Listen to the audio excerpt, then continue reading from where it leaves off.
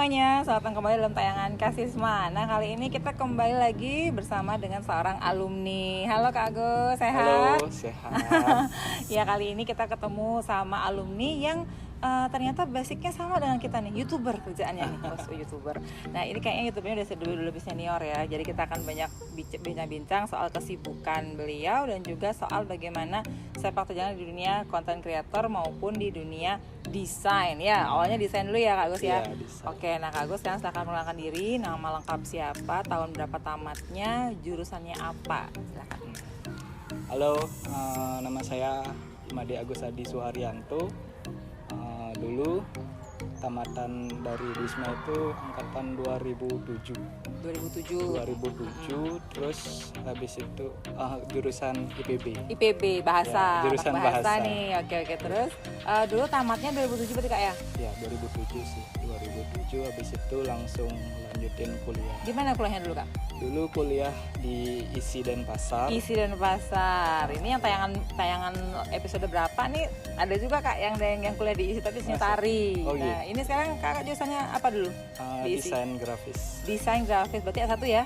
S1. Jadi di ISI juga ada S1-nya desain grafis. Nah, sekarang setelah kuliah langsung kerja atau sekarang ada kerja sama orang atau punya usaha sendiri Kak? Abis kuliah itu, pas kuliah sih sebenarnya juga sudah bikin brand sendiri sih. Udah ada brand. Oke. Berarti emang basicnya udah kreatif ya. Dulu SMA kreatif juga nggak nih Kak? Dulu enggak sih. SMA itu malah pendiam, Bu. Oh, pendiam ya. Seingat saya juga begitu dulu. Nggak terlalu banyak cerita ini orangnya ini. Iya. Terus kok bisa jadi mikir desain, gimana ceritanya tuh? Apa karena pendiam lalu mikirnya desain aja gitu? Enggak sih, artinya ketika pas tamat itu udah nggak tahu sih kemana, cuman tahu satu, hobinya tuh gambar. Oh, berarti sudah tahu apa yang disenengin ya, yaitu menggambar. Suka gambar, cuman ya nggak tahu nih kuliah di mana, cari kuliah seni gitu. Ternyata ada info di ISI. Ya. Jadi saya kuliah ke sana, cari jurusan desain grafis. Akhirnya kuliah, ternyata pas jalanin kuliah saya sambil nggambar itu, kok kayaknya bagus nih ya kalau dibikin kaos. Jadi awalnya tuh itu dulu, terus udah gitu. Jadi ketika saya kuliah itu udah artinya saya berusaha buat mewujudkan desain saya sendiri itu. Jadi, pertama kali. Tadinya awalnya di desain, terus saya tuh pengen sekarang gambar, nih biar jadi produk nih, jadi sesuatu gitu ya. Biar bisa tak pakai gitu. Iya. Jadi terus udah gitu saya bikin brand sendiri, bikin clothing, sambil jalan sambil kuliah. Jadi pas itu kebetulan saya bikinnya itu kan nggak boleh sedikit, jadi saya harus bikin banyak. Iya benar-benar. Jadi terus kebetulan pas ada modal ya saya bikin dulu itu selusin. Paling minim ya minimal itu selusin produksinya. Gitu. Pas saya bikin, saya pakai sendiri satu, sisanya saya titip sama teman. Oke, berarti di toko teman. Oke, itu dengan modal segitu. Harapannya itu apa nih? Udah mulai mikir bakal jualan kaos atau jualan desain nih waktu itu? Sebenarnya cuman iseng aja sih. Artinya kalau laku ya terusin. Syukur gitu. Kalau enggak ya enggak apa-apa. Enggak apa-apa. Oke. Pokoknya ngalir nyoba aja dulu ya. Mungkin itu ya polanya ya. Jadi nggak terlalu dipikir ruwet, dicoba aja dulu. Yang penting nanti hasilnya akan menyusul gitu ya belakangan. Karena ingin tahu juga sih sebenarnya gimana sih sebenarnya dulu ya. Pasti awalnya karena ingin tahu. Oke. Jadi ketika udah jalan, ternyata habis barang desain itu. Berarti desainnya oke nih gitu ya. Karena kan kalau kita pergi ke kaos kan segituan aja ya. Lumayan juga sih kalau kayak gini ya. Jadi saya bikin lagi. Sambil kuliah waktu itu ya. Waktu itu cukup nggak sih penghasilannya untuk membantu biaya kuliah? Cukup banget. Cukup banget loh. Artinya waktu itu brand itu masih sedikit. Iya bener kan, tahun itu kan belum terlalu rame orang bikin clothingan ya. Masih sepi dan penjualannya itu lumayan juga.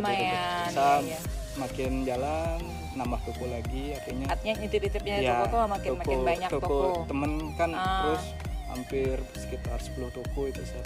Akhirnya jadi banyak dong produksinya waktu itu ya. Produksinya udah makin banyak. Iya. Karena ya itu udah makin sering gambar, makin ingin. Itu dia, terus industri gambar ini kan industri yang kreatif ya. Kreatif banget. awalnya itu kamu sket dulu atau langsung di digital gambarnya? Dulu sih sket dulu, terus udah gitu langsung masuk ke digitalnya pakai program. Kalau dulu aplikasi? Sih pertama itu gambar kertas, terus di scan biasa pakai printer yang ada scannernya itu. Scan habis itu? Ya, habis itu kita tracing di komputer, habis itu di setting kayak gimana warnanya, baru dibawa desainnya ke garment. Oh, jadi sudah melalui prosesi sketch dulu, setelah itu kita tracing di komputer, lalu setelah itu udah nih kita bisa tracking di komputer gitu ya. Berarti dulu udah kenal dong situasinya, program aplikasi pakai apa, kemudian gimana caranya supaya langsung jadi gambar. Itu belajarnya di kuliah dapat nggak atau emang kita sendiri tuh otodidak belajarnya? Di kuliah sih nggak terlalu ya dikasih. Iya pasti gitu. Artinya lebih banyak kita cari ekspor tahu sendiri. Otodidak. Iya benar. Cuman ya itu dah, artinya yang penting kita tahu pertama nyoba itu nggak usah dah banyak warna dulu. Iya. Oh berarti gitu ya dasarnya kalau kita mau belajar desain pertama itu jangan terlalu banyak warna. Oh setelah itu apalagi yang perlu diperhatikan kalau untuk adik-adik yang lagi pemula nih bikin gambar? Ya pertama sih yang ini tuh penting tuh bisa sketch dulu, habis itu sketch dulu. Oke, terus begitu habis itu kalau mau di komputerin tuh nanti kita kontur biar bagus dulu. Di apa namanya, di outline pakai ballpoint, baru di scan, baru di sana diolah, bisa ditambahin warna. Iya. Waktu dulu Agus pertama kali desain itu sifatnya langsung desain tulisan atau desain gambar sih. Maksudnya gambar sesuatu gitu? Gambar sesuatu. Oke, saya soalnya nggak ngerti nih desain itu kayak apa, tapi saya ngerti, oh ini bagus nih, oh ini enggak ya, kurang gimana gitu. Berarti emang sih ada beberapa, ada konsepnya font, font. Jadi saya kebetulan hobinya di seni gambar objek. Di seni gambarnya ya, objeknya. Jadi nggak main di font terlalu banyak ya. Oke. Nah, terus dari sana itu langsung buka studio kah atau ngelamar dulu kerjaan di sebuah software atau di mana gitu misalnya, atau bikin usaha langsung atau freelance terus nih sampai sekarang? Gimana ya, itu kan masih kuliah, jadi ketika tamat itu saya kerja sama orang dulu. Sama orang dulu, terus saya kerja di garment, di situ belajar lagi. Jadi sambil kerja sambil belajar. Ketika tamat. Oke. Saya kuliah memang sambil kerja, sambil nyambil bikin clothing. Ketika tamat saya kerja, clothingnya masih tetap jalan. Oh, jadi udah ada usaha. Iya. Ini kerjaan sama orang juga masih ada. Iya, saya masih kerja sama orang lagi. Terus saya waktu itu kerja di garment karena awalnya saya memang tertarik di produksi kaos. Saya kerja di garment sekitar setahun. Setahun di situ saya banyak belajar. Artinya saya mendalami proses setting itu, artinya berbagai macam desain. Jadi saya di situ belajar setting banyak, belajar proses sablon. Urutannya kemana sih? Biar bawa, kita Jadi sebelum produksi harus tahu dulu ya, apa sih posisinya supaya nggak nanti pas produksi juga kan kadang ada orang kayak gitu ya. Dia taunya cuma ngedesain, dia nggak mau tahu yang lain, taunya itu. Nah, makanya saya bawa desain ini bikin beres gitu. Tapi sebenarnya kalau untuk berarti Agus sudah punya mental pengusaha dari awal karena pengen tahu semua proses yang gitu ya jadinya ya. Jadi sebenarnya nggak ada niatan khusus sih, cuman pengen tahu dari dari hati aja, ya. Tapi ini yang saya simpulkan, Gus, dari sekian banyak yang ikutan nih di Kasisma nih, rata-rata saya lihat orang-orang yang pengusaha basicnya kayak gitu, rasa ingin tahunya tinggi, terus juga pengen bisa banyak ilmu gitu loh. Jadi otomatis pengen tahu ini, pengen tahu itu gitu. Nah terus waktu itu setelah tahun selesai di garment lanjut lagi atau gimana, atau pindah kerja? Habis di garment itu setahun resign. Resign karena? Ya emang udah ngerasa cukup aja sih ya. Belajar udah cukup. Belajarnya udah cukup dan ada sedikit tabungan. Saya coba beli meja sablon. Akhirnya nyoba sendiri. Iya, meja sablon sendiri. Terus? Yang pertama saya beli itu meja sablon single ya, untuk produksi produk saya sendiri aja sih awalnya.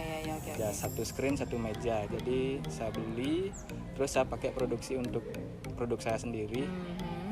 Jadi terus jalan, penjualannya makin bagus karena kosnya juga jadinya makin hemat kecil kan. Kadang sudah punya sendiri benar-benar. Saya produksi sendiri, artinya paling saya jahit aja di orang lain ya. Tapi untuk sablon semua dari kamu semuanya gitu. Setting sendiri udah. Habis itu ada lebih lagi tabungan, baru beli rotari. Oh, jadi pelan-pelan ya? Iya, pelan-pelan. Bertahap itu prosesnya. Bertahap banget. Jadi itu yang perlu juga digarisbawahi bahwa rata-rata usaha itu nggak bisa sekaligus langsung besar, apalagi kalau nggak ada modal orang tua ya. Berarti Agus nih murni sendiri nih jadinya otomatis ya.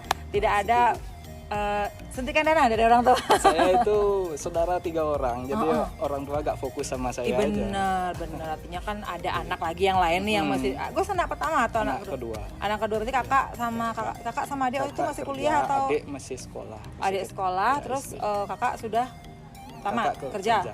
Oh, artinya Agus juga sendiri. Berarti orang tua itu gimana? Nggak khawatir nggak kamu tamat kok dia nggak kerja sama orang nih, kok dia berhenti gitu? Nggak panik nggak sih? Panik sih sebenarnya dia nggak ngerti. Kamu kerja apa sih? Kok nggambar kayak gini terus? Emang bisa? Gitu. Iya. Ya bisa gitu. Cuman ya kayak gini lah artinya repot sambil kerja, sambil terima orderan juga di rumah. Iya.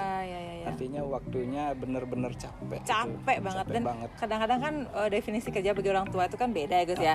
Kalau bagi orang tua mungkin kan kayak kerja jam 8 berangkat, jam 5 pulang gitu kan. Jadi kayak sistemnya seperti itu. Tapi ketika udah ada orderan tuh dia udah mulai percaya. Mulai ngelihat ya hasilnya bahwa ini anak saya nggak main-main nih gitu ya. Bisa ya. Bisa ternyata. Artinya tidak sia-sia. Waktu itu sempet nggak ada konflik sama orang tua karena melihat Agus kok kayaknya tidak beres ininya pekerjaannya atau gimana? Kok kayaknya gambar-gambar doang itu pernah nggak ada rasanya? Khawatir aja sih. Soalnya saya kan jalanin 2 itu. Ini kamu modalnya segini nggak sayang apa artinya nggak sayang nanti nggak jalan di rumah gitu. Sedangkan kamu sibuk kerja. Iya. Ya, jadi saya jalanin aja artinya karena dapat hasil ya kebayar lah capeknya. Ya. Jadi memang waktu itu kayaknya kalau emang kita mau berkembang kita harus abai juga ya sama hal-hal yang di luar itu. Satu sisi yang bikin kuat itu happy aja sih. Bener banget itu. Kalau kita jalaninnya gak happy itu gak bisa. Aduh, pasti deh banyak banget orang yang bakal ngomong dan kita bakal terpengaruh ya sama omongan itu dan pasti capek banget. Kalau gak seneng itu pasti cepet down. Cepet downnya, cepet capeknya, benar banget.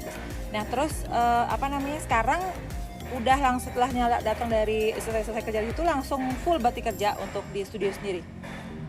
Saya sebelumnya itu sempat pindah-pindah kerja berapa kali. Saya kerja di retail juga. Udah mulai bangun bisnisnya itu kan karena clothing udah mulai turun penjualannya. Karena udah terlalu banyak yang punya brand, jadi saya fokus terima orderan. Tiba-tiba ada pandemi. Nah itu dah ya, jadi otomatis kayaknya langsung ada pandemi begini yang bikin kayak drop juga ya. Drop perasaan jadi. Pas itu udah bareng-bareng sama pegawai nggak sih apa gimana?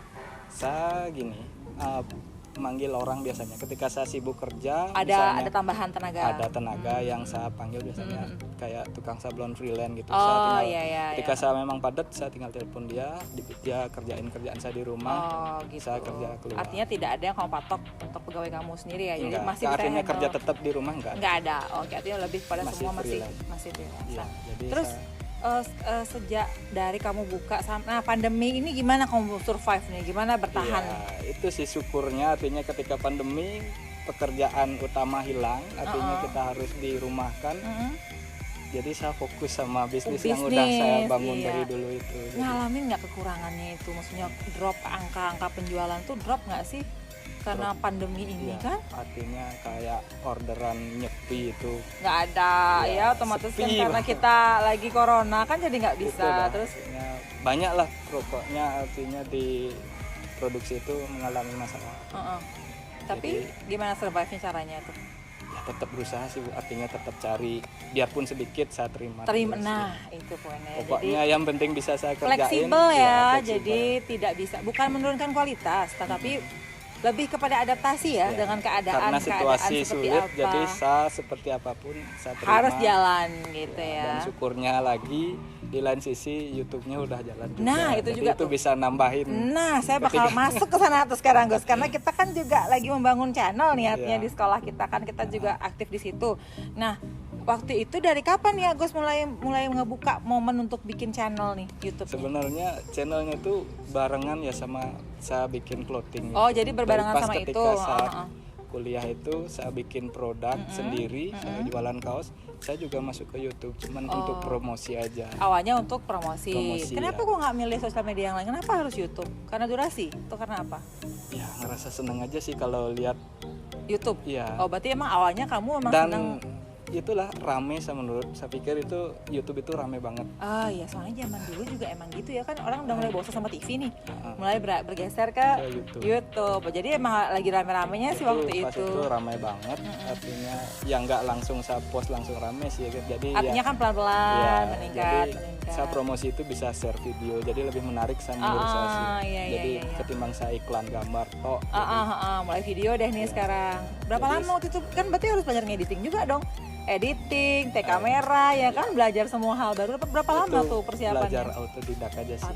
Kebetulan di kuliah nggak ada. Ya nggak mungkin dapet. Kuliah nggak dapet sih itu. Jadi saya belajar autodidak. Cuman ya kelihatan lah kalau dilihat itu konten dari awal itu kayak gimana sampai sekarang ya perubahannya pasti kelihatan ya. Karena saya memang belajar. Artinya belajar autodidak, nggak ada bantuan dari mana, cuman lihat dari punya orang, habis itu coba sekarang. Lihat di YouTube. Dulu ngeditnya inget nggak pakai software apa dulu? Ya pakai HP aja sih. Pakai handphone semua, oke. Berarti sama nih kayak YouTube-nya Duisma nih. Ya artinya komputer juga belum kuat lah pakai ngediting kalau bener-bener kan kalau kita mau yang ideal semuanya pengennya yang pro ya, pengennya yang pro ya. Tapi sebenarnya agak menjamin juga sih. Nah itu dia tuh, nggak menjamin kalau Anda sekarang pakai gear yang mantep-mantep, tapi kalau ternyata hasilnya juga tidak semantep gearnya ya sama juga nggak bisa nembus. Karena kalau mau bangun dari awal itu langsung pakai gear yang mahal itu rugi, Bu. Rugi bener, karena kan awal karena susah sekali. Dari awal itu biasanya apa yang kita dapat tuh gak sesuai sama nilai ya. Apalagi kan nggak bisa langsung monetisasi kan. Aku sudah monetisasi belum? Monetisasi sudah. Nah ini nih hasilnya nih yang kita langsung wawancara nih, artinya memang YouTube itu ngasilin duit, cuman kita harus konsisten. Berarti Agus sekarang kalau dari zaman dulu sampai sekarang berapa kali bikin video selama seminggu tayangannya? Seminggu gimana ya, saya seminggu sih gak pasti, tapi ada aja. Kalau gini nggak dipatok sih saya. Ketika ada kayak dulu sih saya pakai promosi bikin video klip, ketika ada memang lagu yang harus dikeluarin saya bikinin. Oke. Itu kan berdasarkan dari bandnya juga soalnya. Iya. Bayar request aja jadinya ya. Oke. Terus untuk yang selain konten itu apalagi yang rutin? Ketika itu bandnya udah nggak jalan, artinya jadi saya pakai YouTube itu untuk sarana promosi saya sendiri juga untuk mempromosikan gambar-gambar saya. Jadi sedih nggak sih waktu awal-awal viewnya dikit, kemudian lama lah ngelewatin nyari view banyak kan pasti lama ya nggak sih? Sedih banget kayak nge-view cuma 2. Bahkan saya pernah di band juga. Oh ya? Kenapa di band? Karena dulu nggak ngerti, nggak ada yang kasih tahu caranya kayak gimana sih. Ini nggak boleh, yang mana nggak boleh. Ya copyright ya kali biasanya ya. Apa yang mana?